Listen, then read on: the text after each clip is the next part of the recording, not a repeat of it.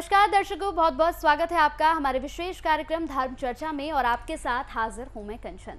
दर्शकों, आज हमारे साथ स्टूडियो में मौजूद हैं श्रीधाम वृंदावन से वैष्णव आचार्य परम पूज्य धीरज बाबरा जी महाराज। महाराज जी, बहुत बहुत स्वागत है आपका। राधे राधे। तो बिल्कुल दर्शकों, अपने आज के विशेष कार्यक्रम की शुरुआत करेंगे और आज हम बात करेंगे धर्म पर चर्चा करेंगे। महाराज जी, सबसे पहले मैं आपसे कुछ प्रश्न पूछना चाहूंगी। महाराज जी, अगर भक्ति के मार्ग में कोई आगे बढ़ना चाहे तो क्या नियम है, आप दर्शकों को बताइए। देखिए, आपने कहा भक्ति का मार्ग, तो दूसरा शब्द है मार्ग। किसी मार्ग पर चलने के लिए, किसी रास्ते पर चलने के लिए दो चीज़ों की बड़ी आवश्यकता है। पहला कि एक प्रकाश हो और दूसरा हमारे अंदर विवेक हो कि हम किस मार्ग पर चल रहे हैं। तो भक्ति का मार्ग ऐसा ही है जिस मार्ग पर चलने के लिए हमारे आचार्यों ने ये बताया है कि सबसे पहली बात, अगर हमें भक्ति के मार्ग पर चलना है तो सबसे पहला हमारा एक कंत का मतलब हमारा आराध्य एक होना चाहिए। दूसरा, एक मंत्र, एक ही हमारे पास मंत्र हो। तीसरा, एक संत, जीवन में एक संत का होना बहुत आवश्यक है। और एक पंथ, एक ही रास्ते पर हम चलते चलें। तो जब जीवन में एक संत आएगा, उस संत के माध्यम से जो हमें एक मंत्र प्राप्त होगा और उस एक मंत्र के माध्यम से हम एक कंत बनाएंगे, यानी एक आराध्य को चुनेंगे, तो एक पंथ और एक ही उस मार्ग पर अगर हम चलते जाएंगे तो धीरे धीरे चलते चलते हम अपने उद्देश्य तक पहुंच जाएंगे। लेकिन अधिकांशतः लोग करते यह हैं कि अपने मार्ग से भटक जाते हैं। थोड़ी देर एक रास्ते पर चलते हैं, ये मान लीजिए जैसे हनुमान जी की आराधना करने लगे और कुछ समय तक वो उस मंत्र को जपना प्रारंभ करते हैं, लेकिन कोई लाभ नहीं मिलता तो फिर हनुमान जी के मंदिर जाना बंद कर देते हैं, फिर शिव जी के मंदिर जाना शुरू कर देते हैं। फिर वहाँ आराम नहीं मिलता, आनंद नहीं मिलता तो फिर कृष्ण के मंदिर जाना प्रारंभ कर देते हैं। वहाँ बात नहीं बनती तो फिर राम के मंदिर जाना प्रारंभ कर देते हैं। वहाँ बात नहीं बनती तो फिर दुर्गा के मंदिर जाना प्रारंभ कर देते हैं। तो हम कहीं पर भी पहुँच नहीं पाते, क्योंकि हमारे अंदर एक तर्क है कि यहाँ जाने से ऐसा नहीं हुआ तो वहाँ जाने से होगा। तो आपको एक बात स्पष्ट कर दूँ कि तर्क जो है ना, वो घुमाता तो बहुत जगह है लेकिन पहुँचाता कहीं पर भी नहीं है। तो अगर एक जगह भक्ति के मार्ग में अगर बढ़ना है तो सबसे अच्छा नियम ये है कि जीवन में एक संत हो, एक मंत्र हो, एक कंत हो और एक ही पंथ हो। पंथ यानी रास्ता। जब ये सब कुछ एक ही होगा और हम सीधे सीधे उस मार्ग पर चलते जाएंगे तो अवश्य भक्ति के मार्ग पर वो मंजिल हमें ज़रूर प्राप्त हो जाएगी जिस मंजिल की ओर बढ़ने के लिए हमने वो मार्ग चुना है। बिल्कुल महाराज जी, ये तो आपने बताया कि भक्ति के मार्ग में हम कैसे आगे बढ़ सकते हैं। महाराज जी, मैं चाहूँगी कि आप दर्शकों को ये भी बताएं कि अगर हम बात करें दया की और कृपा की, तो इन दोनों के मध्य में अंतर क्या होता है? देखिए, बड़ा कॉमन सा शब्द है कृपा और दया, लेकिन इन दोनों शब्दों में बड़ा भेद है।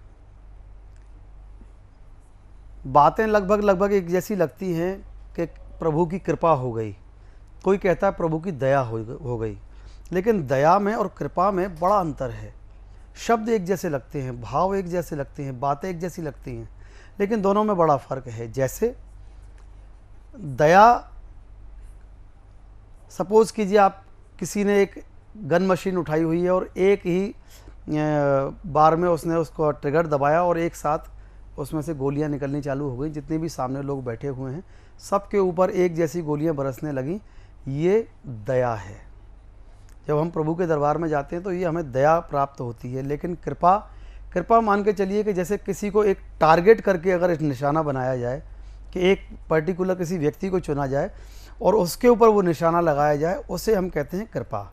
तो दया तो ईश्वर की सबके ऊपर है। अगर हम जीवित हैं, हम सांस ले रहे हैं, हम सोच समझ पा रहे हैं, हम दुनिया में मुस्कुरा पा रहे हैं, तो हम सबके ऊपर प्रभु की दया है।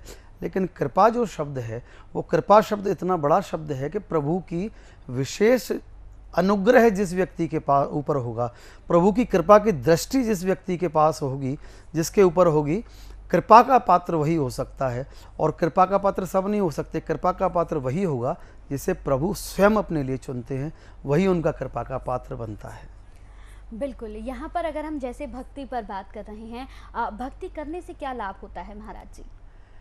देखिए, भक्ति करने का लाभ, पहली बात तो लाभ एक ऐसा शब्द है जो संसार से जुड़ा हुआ है। हर व्यक्ति को किसी न किसी से कुछ लाभ चाहिए, हर किसी को किसी न किसी से कुछ स्वार्थ चाहिए।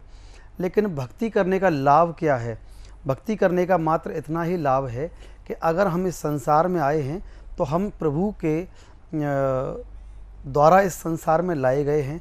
माँ के गर्भ में जब ये बच्चा है तो वो प्रभु से बड़ी निवेदन करता है, प्रभु से बड़ी आराधना करता है कि आप मुझे इस संसार से निकालो, यहाँ मैं फंसा हुआ हूँ, यहाँ मैं जकड़ा हुआ हूँ, यहाँ मुझे बड़ा कष्ट है, आप मुझे यहाँ से निकालिए।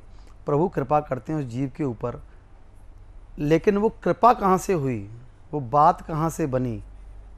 वो बात यहाँ से बनी कि कोई भी पुरुषार्थ इस संसार का ऐसा नहीं है जिसको करने से ये मनुष्य का शरीर प्राप्त हो सके। आप सब विवेकवान व्यक्ति बैठे हैं सामने, आप इस बात का विचार करके देखिए कि कोई भी व्यक्ति मनुष्य योनि के अलावा किसी भी योनि में हो, कौन सा सत्कर्म कर सकता है? क्या कभी किसी गधे को, घोड़े को, कुत्ते को, सुगर को, कभी किसी को भी कभी एकादशी का व्रत करते हुए देखा आपने? कभी किसी को व्रत करते हुए नहीं देखा तो किसी को मंदिर जाते हुए देखा? मंदिर जाते हुए नहीं देखा तो किसी को परिक्रमा करते हुए देखा? कोई सत्कर्म करते हुए देखा? कोई पुण्य कर्म करते हुए देखा? नहीं देखा। तो फिर ये मनुष्य का शरीर कैसे मिला?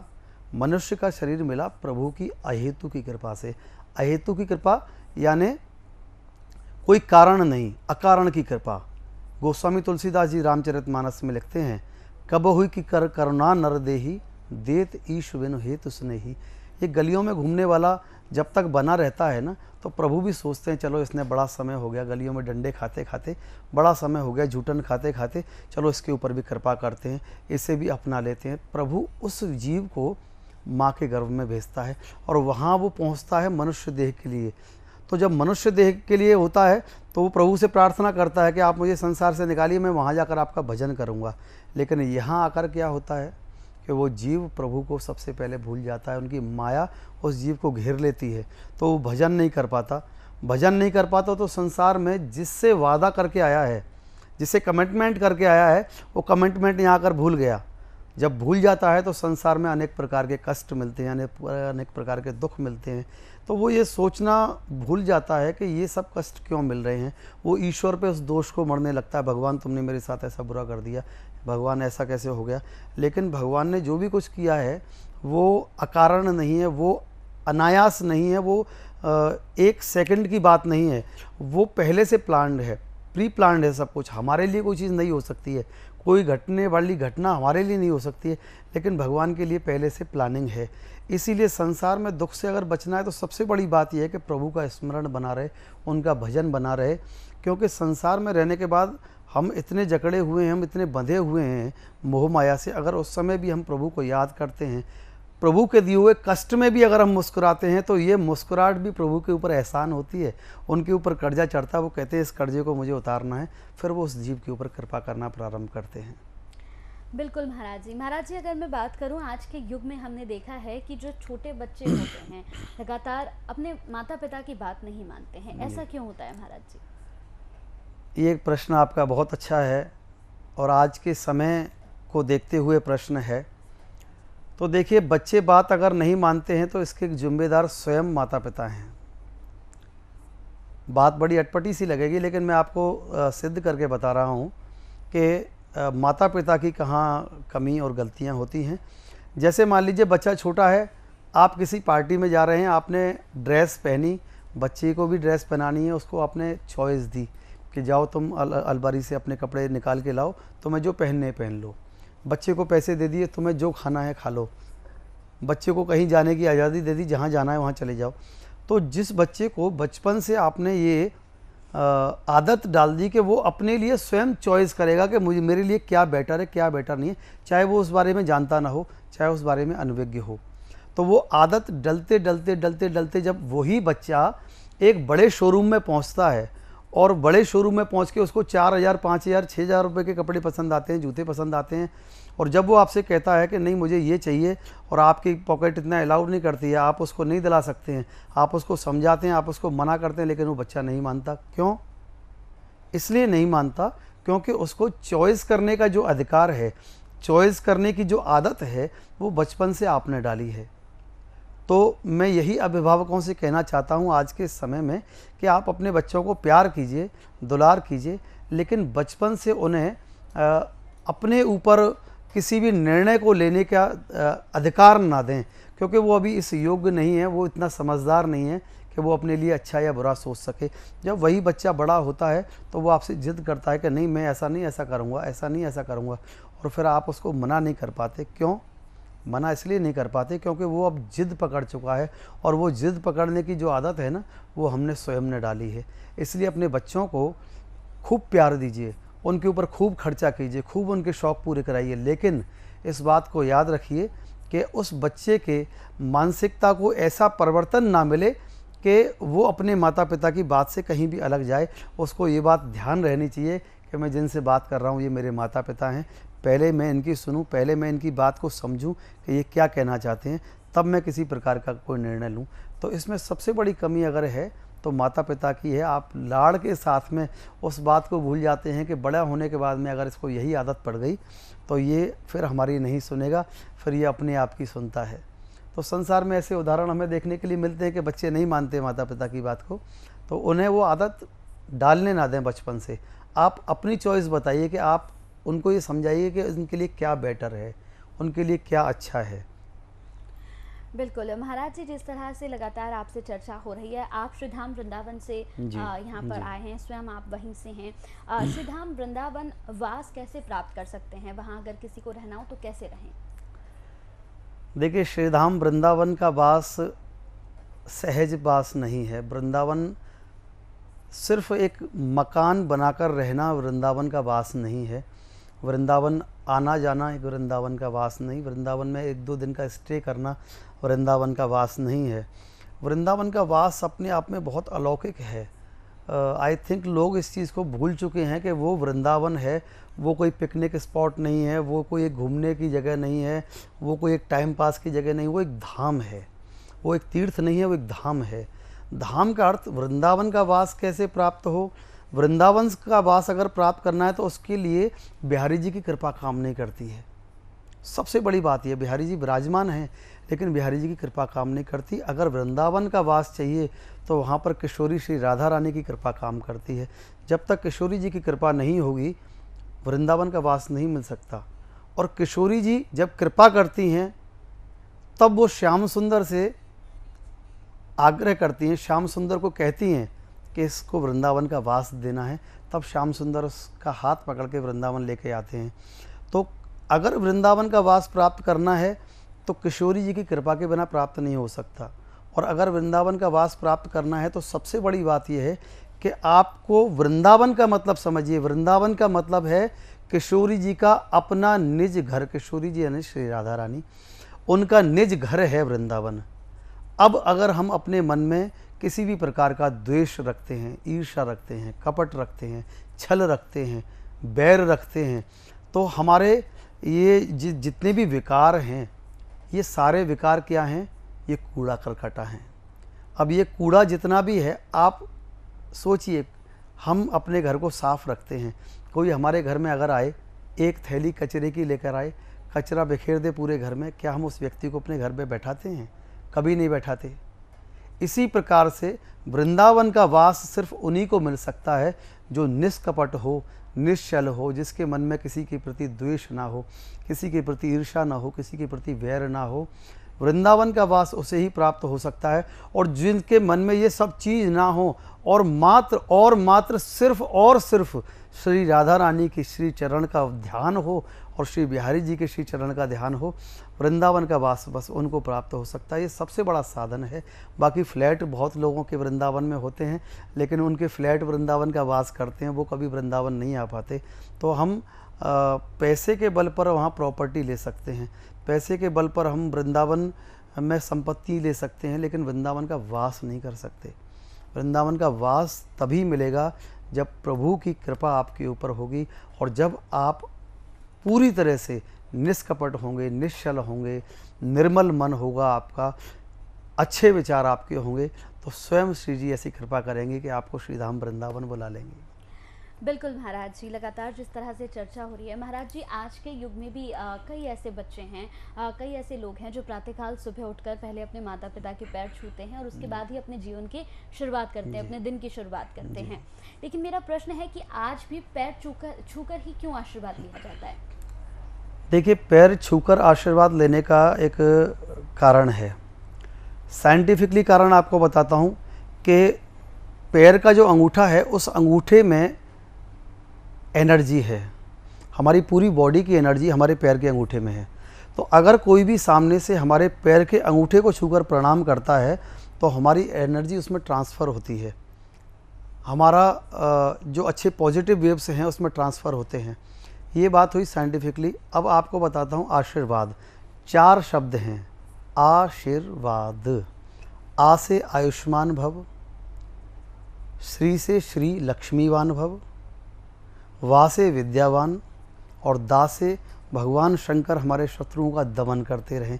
ये एक आशीर्वाद में 4 आशीर्वाद छुपे हुए हैं। लेकिन आजकल समय ऐसा आ गया है कि हम देखते हैं कि बच्चे पहले पैर छूते थे, फिर धीरे धीरे घुटने छूने लगे, अब धीरे धीरे घुटने भी नहीं छूते, बस कंधा अपना झुका देते हैं, जिसे आशीर्वाद देना हो दे दिया। ना ना ना, आशीर्वाद का अर्थ ये है कि आपको प्रणाम अगर करना है तो मत्था टेक कर प्रणाम करना है। जब आप सर को टिकाकर किसी के चरणों में प्रणाम करते हैं तो आप ये समझिए कि बड़ी से बड़ी विपत्ति आपकी एक क्षण में ऐसे पार हो जाती है कि आपको पता भी नहीं चलता। आशीर्वाद में इतनी शक्ति है कि महाभारत के युद्ध में जब दुर्योधन ने कहा भीष्म पितामह से कि कितने दिन हो गए आपको युद्ध करते हुए, लेकिन एक भी पांडव का आप वध नहीं कर पाए, क्या आप पांडवों के साथ हैं? तब भीष्म पितामह ने कहा कि मैं पांडवों के साथ नहीं, मैं तो तुम्हारे साथ हूँ। तो उन्होंने प्रतिज्ञा ली कि कल सुबह के युद्ध में मैं एक पांडव का वध कर दूंगा। और पांडव इस बात के लिए प्रतिज्ञाबद्ध हैं कि अगर एक पांडव का वध हुआ तो 4 पांडव और 5वीं द्रौपदी सब के सब जल समाधि ले लेंगे। तो पांडवों के दल में खलबली मच गई। और जब द्रौपदी पहुंची भगवान कृष्ण के पास तो कृष्ण ने यही कहा कि द्रौपदी मैं तुम्हें लेकर चलता हूँ। भीष्म पितामह बैठे हुए हैं, अर्धरात्रि की बेला थी, भीष्म की लगी समाधि थी, चित हरि चरणों में लीन हुआ, समय न कोई व्याधा थी। भीष्म पितामह बैठे हुए हैं प्रभु का ध्यान करने के लिए। एक नई साड़ी पहनाकर द्रौपदी को भगवान ले गए कि देखो चले जाओ। लेकिन उनके जो कैंप बना हुआ था, जो शिविर बना हुआ था, उसमें जाने से पहले भगवान कृष्ण ने द्रौपदी की जूतियाँ जो थी ना वो उतरवाकर अपने पीताम्बर में लपेट कर रख ली। क्यों? कि भीष्म पितामह चरणों की आहट से समझ जाते थे कि ये कौन है। तो भगवान की उदारता देखिए कि वो अपने भक्त के जूते भी उठाने के लिए तैयार हैं, लेकिन कोई उन्हें अपना बनाए। दूसरी बात, जब वो द्रौपदी पहुंची भगवान के कहने के अनुसार भीष्म पितामह के पास में, तो भीष्म पितामह के चरण स्पर्श किए तो भीष्म पितामह ने नेत्र खोलकर देखा एक सधवा नारी है, वो तो चरणों में शीश झुकाती है, उसके तन की सुंदर साड़ी सधवापन को दर्शाती है। देखा एक सधवा नारी है। आशीर्वाद कैसे लिया? मत्था टेक के आशीर्वाद लिया, सर को उनके चरणों में रख के आशीर्वाद लिया। जब आशीर्वाद लिया तो उनके मुंह से आशीर्वाद निकला कि सौभाग्यवती भव, तुम वीर पुत्रों वाली बनो। तो इतनी बात सुनने के बाद जब द्रौपदी से नहीं रहा गया तो वो बीच में बोल पड़ी कि दादाजी आप सत्यवादी कहलाते हैं, आप सत्य की परिभाषा आपसे शुरू होती है, और कल आपने कहा एक पांडव का वध कर देंगे, आप आज मुझे सधवा होने का आशीर्वाद देते हैं, आज आप मुझे वीर पुत्र वाले होने का आशीर्वाद देते हैं। तो कल की बात आपकी सच मानूं या आज की बात आपकी सच मानूं? तो जैसे ही द्रौपदी के इतने वचन सुने हाथों की माला छूट गई, चित हरि के चरणों में लगी हुई चित्तचोर समाधि टूट गई। कहने लगे कौन हो तुम? तो द्रौपदी ने अपना घूंघट उठा के कहा कि मैं हूँ द्रौपदी। तो हाथों की माला छूट गई। सच सच बताओ तो मैं यहाँ लेकर कौन आया है? तो द्रौपदी ने कहा कि जगत रचैया कृष्ण कन्हैया मुझे यहाँ लेकर आए हैं। कहाँ हैं? बाहर द्वार पर बैठे हैं। तो भीष्म पितामह दौड़कर कृष्ण के पास पहुँचे, बोले छलिया मैं सब जानता हूँ कि ये तुम्हारा छल है। द्रौपदी ने आकर कहा कि पितामह रोना धोना बाद में करना, अभी ये बताओ जो मुझे आशीर्वाद दिया उसका क्या होगा। तो भीष्म पितामह ने कहा कि मेरा आशीर्वाद कभी निष्फल नहीं जाएगा, लेकिन कन्हैया से कह देना कि मेरे आशीर्वाद की भी रक्षा यही करेगा, और जो मैंने वचन दिया है, जो मैंने प्रतिज्ञा ली है, उसकी भी लाज यही रखेगा। तो ये इतना बड़ा संकट कैसे टला कि एक पांडव का वध होने वाला है, उसके साथ सभी पांडवों मरने वाले हैं, और एक आशीर्वाद के कारण सबका जीवन बच गया। आशीर्वाद में इतनी बड़ी शक्ति है, लेकिन आशीर्वाद कैसे लिया जाए? आशीर्वाद के तरीके से लिए जाए। आज के होनहार बच्चों को मैं ये संदेश देना चाहता हूँ कि जब भी अपने माता पिता के चरणों में प्रणाम करो, जब भी अपने गुरु के चरणों में प्रणाम करो, जब भी भगवान के मंदिर जाके आप प्रणाम करो, आपको खड़े खड़े प्रणाम नहीं करना, अपना सर उनके चरणों में रखकर प्रणाम करना है। याद रखिए आप इस बात को, आपके मुकद्दर की खराब रेखाएं भी अगर बदलने की शक्ति किसी में है तो माता पिता के चरणों के आशीर्वाद में है। तो बिल्कुल लगातार दर्शकों धर्म पर चर्चा हो रही है और कई प्रश्न भी लगातार हम पूछ रहे हैं। महाराज जी, एक और प्रश्न है मेरा। लोग मंदिरों में जाते हैं, भक्त मंदिरों में जाकर भगवान को भोग भी लगाते हैं, क्या आज भी भगवान भोग पाते हैं? बहुत अच्छा प्रश्न है। क्या भगवान आज भी भोग पाते हैं? जरूर पाते हैं। देखिए, पहले के समय में विदुरानी के घर भगवान गए, केले के छिलके खाए, शबरी के यहाँ गए बेर खाए, कर्माबाई के यहाँ गए खिचड़ी खाई, और आज हम भोग की थाली प्रभु के सामने रखते हैं। लेकिन भावना आप ये देखिए, भगवान को तो भोग लगाने वाले बहुत सारे लोग हैं।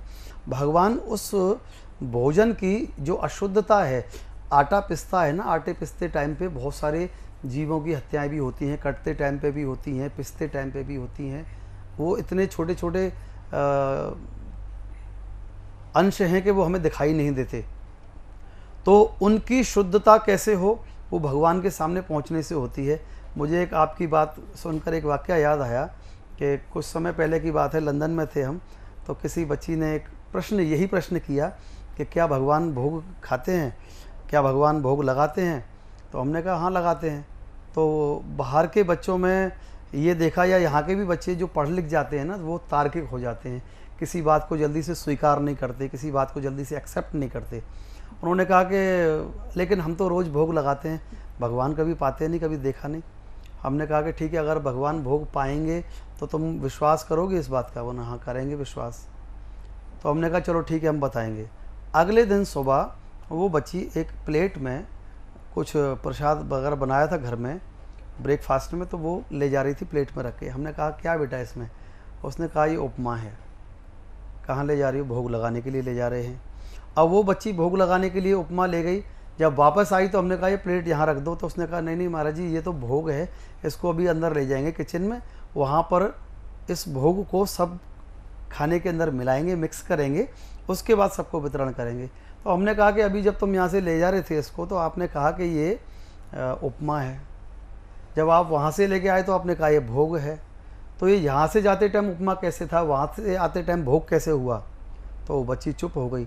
हमने कहा ये तुम्हारे प्रश्न का उत्तर है कि भगवान हमेशा भाव का भोग लगाते हैं। भगवान कहते हैं भाव का भूखा हूँ मैं, भाव ही एक सार है, भाव से मुझको भजे तो भव से बेड़ा पार है। अन्न धन और वस्त्र भूषण कुछ ना मुझको चाहिए, प्रेम से एक फूल भी दे वो मुझे स्वीकार है। हमने उसके प्रश्न का उत्तर दिया, और इस प्रश्न का उत्तर यही है कि भगवान भोग अवश्य लगाते हैं। हमारे वो दृष्टि इतनी पावरफुल नहीं है कि हम उसको देख सके कि भगवान ने भोग लगाया या नहीं लगाया, लेकिन भाव अगर आपका शुद्ध है तो भगवान आज भी भोग लगाते हैं। भोग भाव का होता है, भगवान उस भाव के भोग को आरोपते हैं और उसको प्रसाद बना देते हैं। इसीलिए किचन में से जब कुछ जाता है तो वो भोजन होता है, लेकिन जब भगवान के मंदिर से वो वापस आता है तो वो प्रसाद बन जाता है। महाराज जी, आप कथा करते हैं, कथावाचक हैं, कथा करने की आपकी फीस कितनी है, ये आप दर्शकों को ज़रा बताइए। शायद ये पहला प्रश्न है जो आप मुझसे पूछ रहे हैं। बिल्कुल, आपने किसी से पूछा नहीं होगा, और मुझसे भी अभी तक किसी ने नहीं पूछा। कथा करने की फीस की अगर मैं बात करूं तो मैं कोई भी फीस नहीं लेता, 1 रुपया भी नहीं लेता कथा करने का। जो मेरे साथ जाने वाले आचार्य हैं, जो संगीतकारों की टीम है, उनकी जो सेवा होती है बस वही सेवा हम आयोजकों से लेते हैं। बाकी अपने लिए हमने आज तक कभी किसी से 1 रुपया भी फीस नहीं ली है। हम ये चाहते हैं कि पहले लोग प्रभु से जुड़ें। हमसे जुड़कर लोगों को क्या मिलना है, प्रभु से जुड़ें। तो ये जितनी भी सेवा हैं, हमारा श्री लाडलीजू सेवा फाउंडेशन ट्रस्ट है श्री धाम वृंदावन में, उसके माध्यम से हमारा एक प्रकल्प अभी हमने चालू किया है। जो हमारा संकल्प है कि श्री धाम वृंदावन में इस समय एक बहुत सुंदर सत्संग हॉल का निर्माण कार्य चल रहा है और ठाकुर जी का मंदिर बन रहा है। इसके साथ ही हम एक संकल्प लेकर चल रहे हैं कि एक ऐसा स्थान, एक ऐसा प्रांगण हम संकल्प लेकर बैठे हैं बनाने के लिए, जिसमें एक निःशुल्क औषधालय है और एक निःशुल्क पुस्तकालय है। उसके अंदर एक विद्यालय है, जिस विद्यालय में बच्चे संस्कृत भी पढ़ते हैं, एक छत के नीचे वेद का पाठ भी पढ़ते हैं, उसी छत के नीचे श्रीमद् भागवत जी भी पढ़ते हैं, उसी छत के नीचे ज्योतिष का ज्ञान भी प्राप्त करते हैं, उसी छत के नीचे संगीत क्लास भी लेते हैं, संगीत की शिक्षा भी लेते हैं, वहीं भोजनालय भी चलता है, सब कुछ व्यवस्था वही है। तो ये हमारा एक संकल्प है कि हम एक इस प्रकार का एक भवन का निर्माण अपने ट्रस्ट के माध्यम से कराना चाहते हैं, जिसमें सारी व्यवस्थाएं एक साथ हों, जिसमें सब बच्चे, जितने भी बच्चे वृंदावन आते हैं पढ़ने के लिए, उनको एक ही छत के नीचे एक ऐसी व्यवस्था मिले कि जहां वो रहकर वहीं उनके भोजन की व्यवस्था हो, वहीं उनके लिए ज़रूरतमंद के बाहर के लोगों के लिए, संतों के लिए एक फ्री आयुर्वेदिक औषधालय भी हो, एक पुस्तकालय भी हो, वहीं बच्चे संस्कृत पढ़ें, भागवत पढ़ें, ज्योतिष पढ़ें, वहीं संगीत की शिक्षा लें और वहाँ से एक परिपक्व विद्वान होकर, एक परिपक्व वक्ता होकर उस क्षेत्र से निकलें। और उसी के अंदर हम एक ऐसा मंदिर बनाना चाहते हैं जो शायद मैं समझता हूँ विश्व का पहला मंदिर होगा, कि हम श्रीमद् भागवत जी का मंदिर वहाँ बनाना चाहते हैं। अभी तक सब देवी देवताओं के मंदिर हैं, लेकिन श्रीमद् भागवत जी भगवान का वाणी का स्वरूप है। तो हम उस प्रांगण में एक ऐसे मंदिर का निर्माण करना चाहते हैं जिसमें श्रीमद् भागवत जी का जो मंदिर होगा, और शायद विश्व का पहला मंदिर वो बनेगा। बिल्कुल महाराज जी, एक और आखिरी प्रश्न आपसे मैं पूछूंगी, आज की युवा पीढ़ी के लिए आपका क्या संदेश होगा? युवा पीढ़ी के लिए संदेश यही है कि मैं काफ़ी समय से देख रहा हूँ कि हमारे कथाओं में और संकीर्तन में भी ज़्यादातर पिछले 4-5 साल से न्यू जनरेशन बहुत आने लगे हैं। नई उम्र के लड़के, नई उम्र की लड़कियाँ संकीर्तन की ओर बढ़ने लगे हैं, कथाओं की ओर बढ़ने लगे हैं। मुझे देख के बड़ी प्रसन्नता होती है, बड़ी खुशी होती है कि आज के समय में न्यू जनरेशन प्रभु की ओर बढ़ रही है। तो जो लोग अभी नहीं बढ़ पा रहे हैं, उनके लिए भी मैं यही एक संदेश देना चाहता हूँ कि आप संसार में खूब डेवलप कीजिए, आप खूब नाम कीजिए, खूब पैसा कमाइए, लेकिन 2 चीज़ें अवश्य याद रखिए कि आप अपनी संस्कृति को ना भूलें और आप उसे ना भूलें जिसने आपको इस संसार में भेजा है। क्योंकि अगर आप उसे भूल जाएं, ये कोई मायने नहीं रखता, लेकिन अगर वो आपको भूल गया तो इस संसार में हम कुछ भी नहीं कर पाएंगे, कुछ भी नहीं कर पाएंगे, 1 इंच भी हम हिल नहीं सकते अगर वो हमें भूल जाए। तो ये जीवन में ज़रूर याद रखिए। न्यू जनरेशन के लिए यही संदेश है कि प्रभु से जुड़े रहिए, भक्ति से जुड़े रहिए, संकीर्तन से जुड़े रहिए, कथाओं से जुड़े रहिए। जहाँ भी आपको लगता है कि किसी भी स्थान पर आपकी आवश्यकता हो, चाहे वो गुरुद्वारा हो, चाहे वो मंदिर हो, ज़रूर सेवा दीजिए जहाँ भी आप अपनी सेवा दे सकते हैं, और प्रभु से जुड़े रहिए। बस यही कहना चाहता हूँ, क्योंकि संसार में जब तक आप प्रभु से जुड़े हुए हैं, जब तक एक प्लग चाहे 100 वाट का बल्ब हो, 200 वाट का बल्ब हो, लेकिन याद रखिए वो तभी तक प्रकाशमान है जब तक उसका प्लग इलेक्ट्रिसिटी के मेन स्विच में लगा हुआ है। अगर वो वहाँ से डिस्कनेक्ट हो गया ना, तो उस बल्ब का कोई अस्तित्व नहीं है, उसकी कोई वैल्यू नहीं है, उसका कोई प्रकाश नहीं है। तो अगर संसार में प्रकाशमान रहना है, संसार में चमकना है, तो प्रभु के मेन स्विच पावर से डिस्कनेक्ट नहीं होना, वहाँ से कनेक्ट रहिए, तो आप संसार से कनेक्ट रहेंगे। जब आप संसार से कनेक्ट रहेंगे तो संसार में आपका प्रकाश, आपका वैभव, आपकी कीर्ति, आपका यश खूब फैलेगा। श्री राधे। चलिए महाराज जी, बहुत बहुत शुक्रिया आपका, आप हमसे जुड़े और धर्म पर चर्चा की, बहुत अच्छी बातें आपकी और से जानने को मिली। बहुत बहुत शुक्रिया आपका, आप जुड़े हमारे साथ। राधे राधे। राधे राधे, नमस्कार।